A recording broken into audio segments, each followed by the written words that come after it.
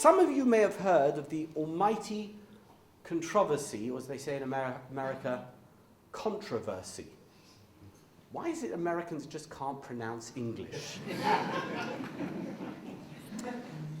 Controversy, almighty controversy between the Sons Hasidim and the Sadigur Hasidim that erupted in the late 19th century. The exact year is 1869. Maybe you've heard of it, maybe you haven't. And Sadigur was probably the most prominent Hasidic sect in Galicia. Galicia today is part of the country called Poland. At that time it wasn't. It was the easternmost region of the Austro-Hungarian Empire. It was a region which was where they spoke Polish, but it wasn't part of the Kingdom of Poland. And in a moment you'll hear why. This Hasidic sect originated in a place called Ruzhyn.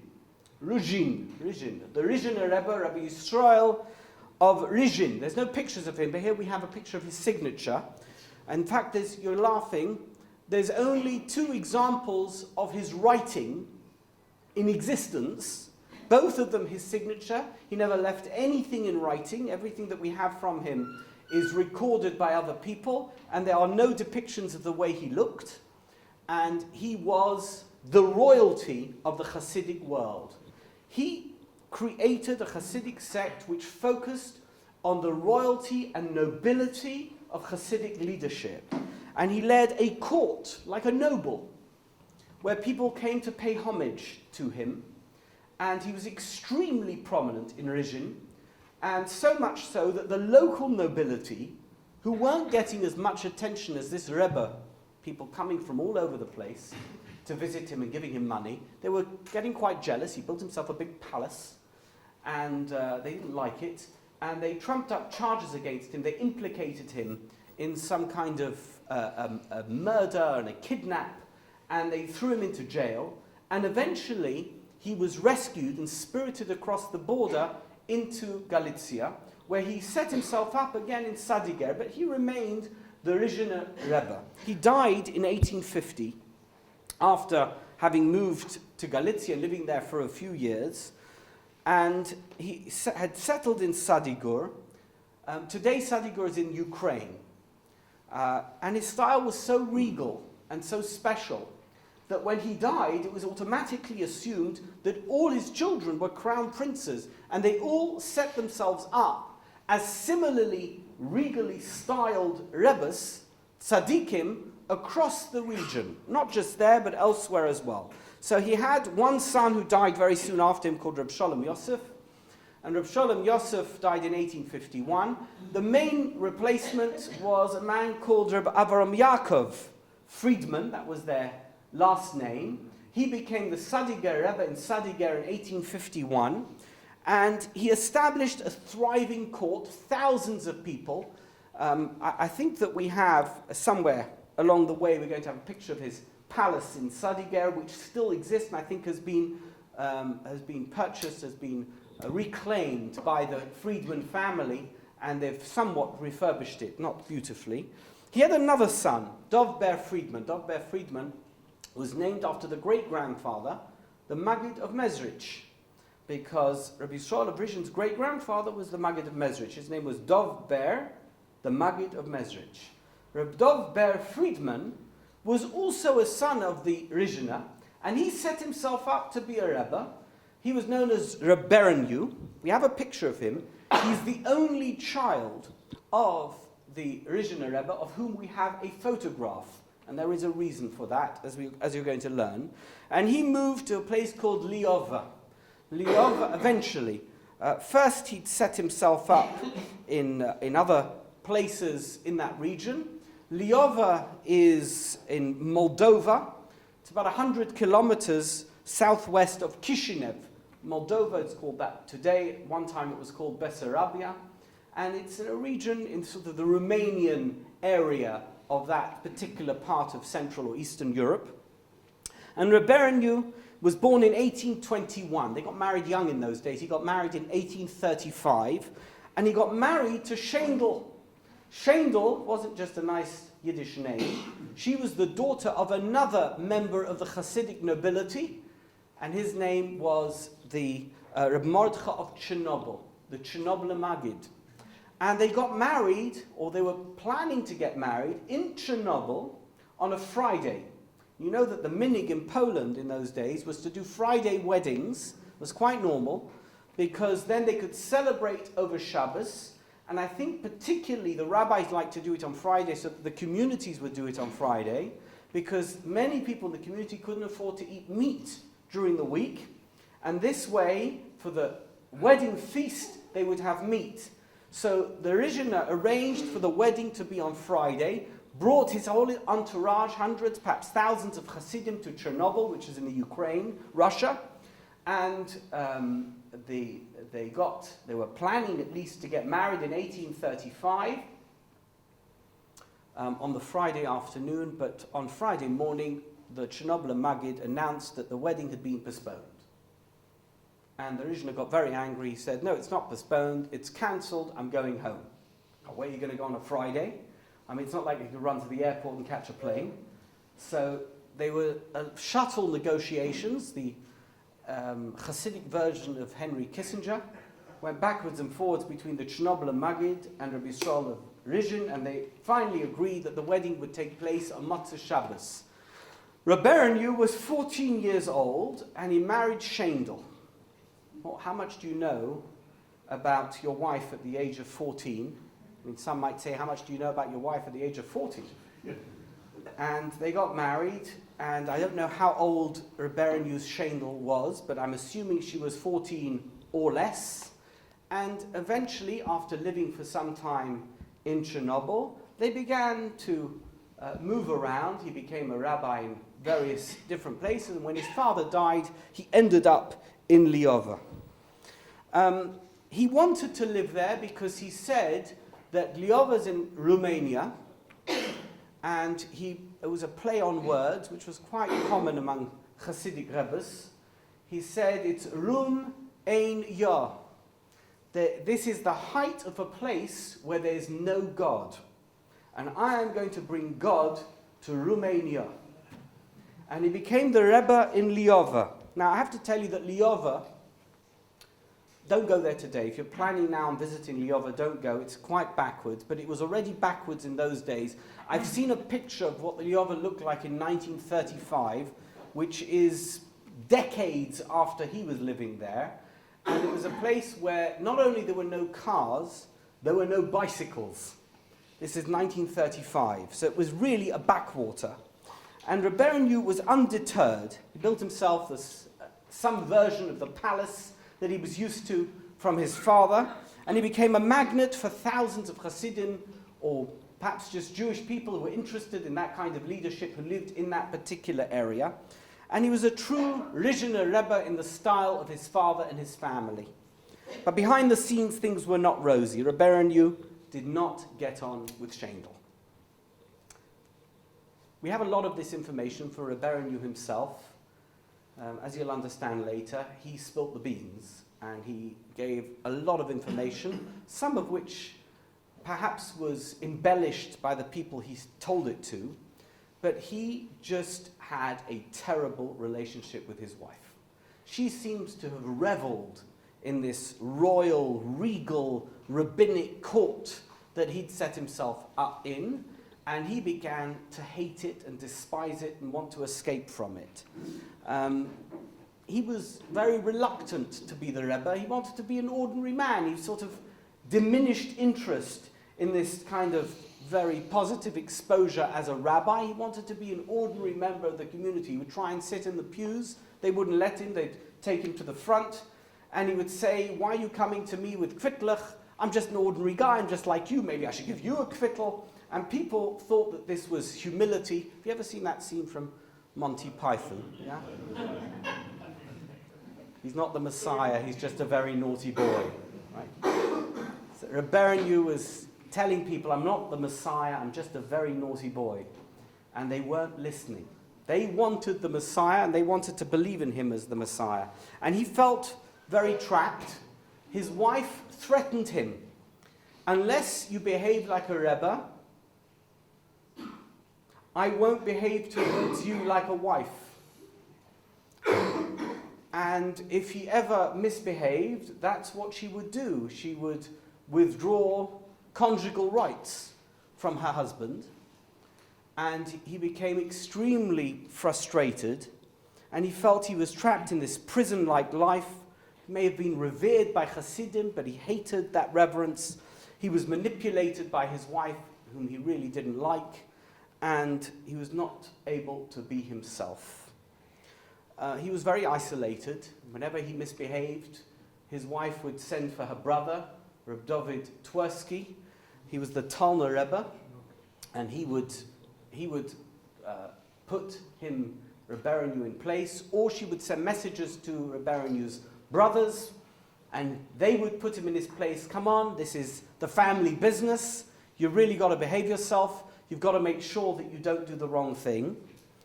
And rumors of all kind were rife. There was a young girl who became pregnant, who worked in the household. No husband, she became pregnant, and she was sent away to work somewhere else. Then she had the baby, and whoever it was that she was working at was getting very uncomfortable with all the rumors, threw the girl out into the street with the baby, and both of them died, and this became a huge scandal. Who was the father of the child? Hint, hint, wink, wink. And similarly, there was a rumor that Reb Berenyu was engaged with the daughter of the local noble, and meanwhile, he was telling people that his wife wasn't into him, was into some of the people who were working in his court. It was all extremely ugly and sordid, and they were not able to control and manage the situation. Eventually, they brought in some kind of mediator, and the mediator reached an arrangement between Reb Berenyu and his wife. He doesn't have to behave like the Rebbe. Doesn't have to go out. He can stay at home. He can sit in his room. He can learn. He can read. He can do whatever he wants. She is going to be his, as it were, Rebbe agent. She's going to take the kvitlach and the money, and she'll, as it were, bring messages to him, and he'll bring messages back to the Hasidim. And this way, he doesn't have to have the negative exposure as a public person that he so despised. And he was happy with this arrangement, with this compromise. The problem was that now he was really alone. He had no one to talk to, and he became very depressed. And they were concerned that he was going to have a complete meltdown, and not without some reason, as you'll see in a moment. And they engaged a doctor, a local non-Jewish doctor, who suggested that he goes to Vienna to see somebody who can really help him with his health. She refused to allow him to go to Vienna, and he felt very isolated, but for the first time in his life, he had a glimmer of a light at the end of the tunnel, which was this doctor. For the first time in his life, he had someone to talk to who wasn't in this closed circle of people who were keeping him away from anything else. And he would spend hours talking to this Gentile doctor about everything. He was trying to learn and gain information about the world beyond the Hasidic world that he was very much entrenched in. In the summer of 1868, there was a cholera epidemic in Leova, and this doctor convinced the Rebbe to announce that everyone should eat on Yom Kippur, Tisha B'Av and Yom Kippur. And that's what the Rebbe did, which was already very surprising. In any event, on Erev Yom Kippur, people who were very intrigued by this isolated rabbinic figure and were convinced that he was more holy because he was so secluded, came from far and wide to spend Yom Kippur with the Leova Rebbe. And on Erev Yom Kippur, it wasn't such a big place, there's thousands of people camped in Leova waiting to give a kvittel to this Hasidic Rebbe. And he didn't come out. They tried to appeal to him. I know that normally you don't come out, but perhaps there's so many people here, just come out for an hour, come to the Erev Yom Kippur Suda, which we're having. Nothing, he wouldn't hear of it. And it's now 6:30 in the evening, time for Kol Nidre. Puts on his kittel, puts on his talus, takes out his machzor, and begins to daven Kol Nidre at home. He's not going to shul. And his wife says, we can't have this. This is just not going to work. And she gets 4 strong Hasidim to take him physically to shul. And he's a very soft-spoken person, and she imagines that once he is in this very intense and quite violent situation, he'll just calm down, and he'll do whatever he's told. Well, guess what? He had a meltdown. And he said in the street, as he's being dragged through the street towards the shul, leave me alone, because if you don't, I'm going to go to the priest and I'm converting to Christianity. And the Chassidim are watching this unfolding. So they took him back home, but everyone had heard. And, this is a very sort of closed world where everybody's talking about the things that they see.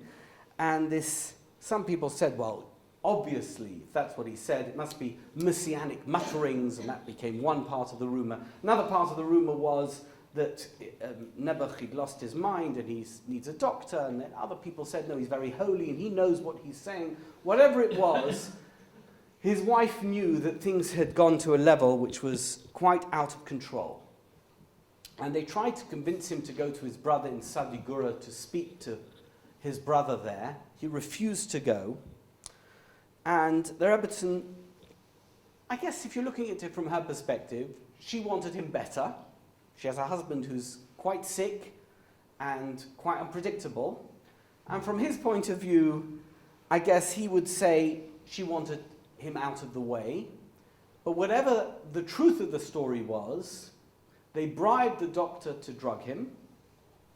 And he went to sleep, and then they kidnapped him, put him into a carriage, and shipped him towards the border with Austria, with the Austro-Hungarian Empire, near Sadigura.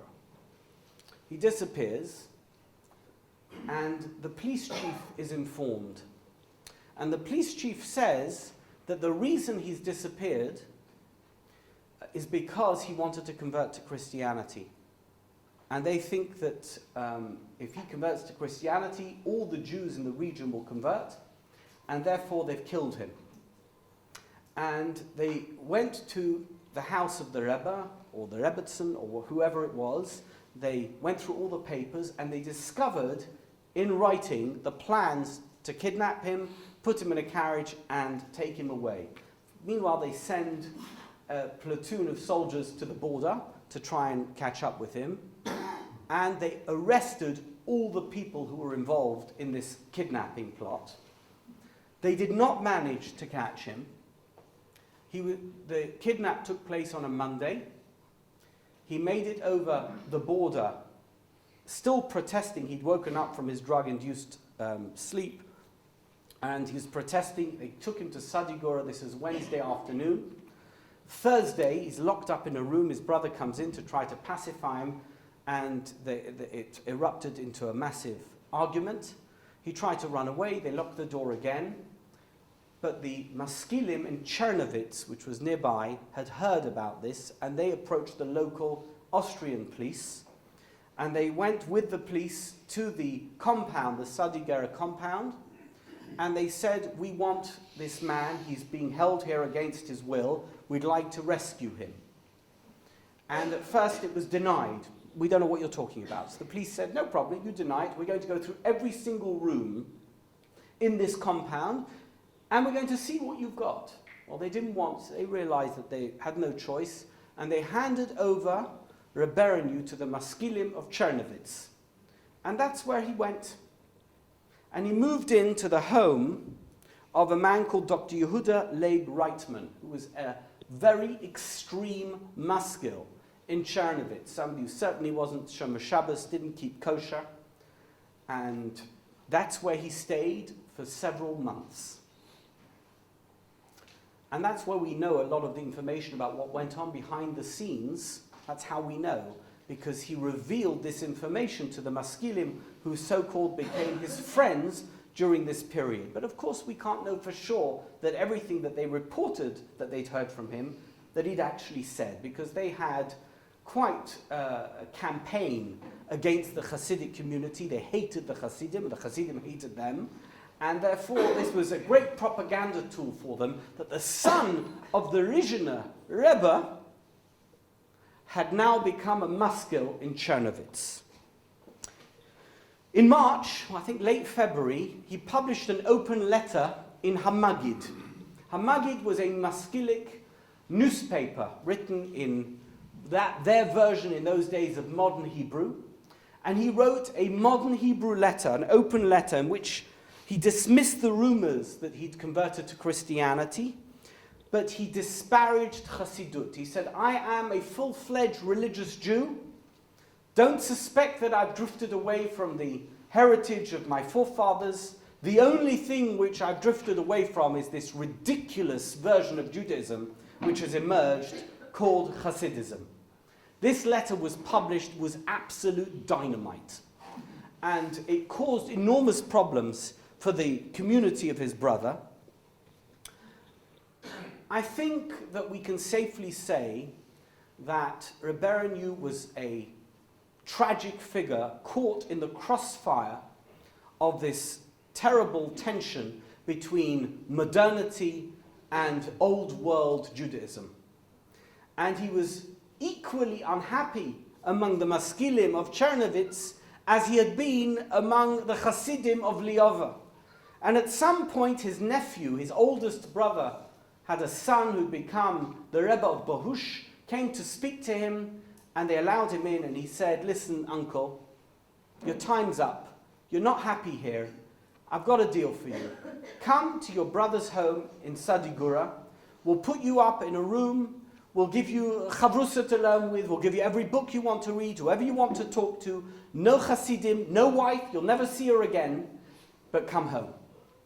And sometime in the summer of 1869, he came home to Sadigura. He was almost never seen again, except for the photograph that you saw before of him. That photograph was taken, that's the reason we have it, to prove that he'd never shaved off his beard and cut off his payas, and that he'd remained Reb Berenyu and the son of the Ruzhyn as he should look. He died in complete obscurity in 1876, but that's not actually the story. The story is the machlokus, the controversy that erupted between the sons Hasidim and the Sadiger Hasidim as a result of this episode.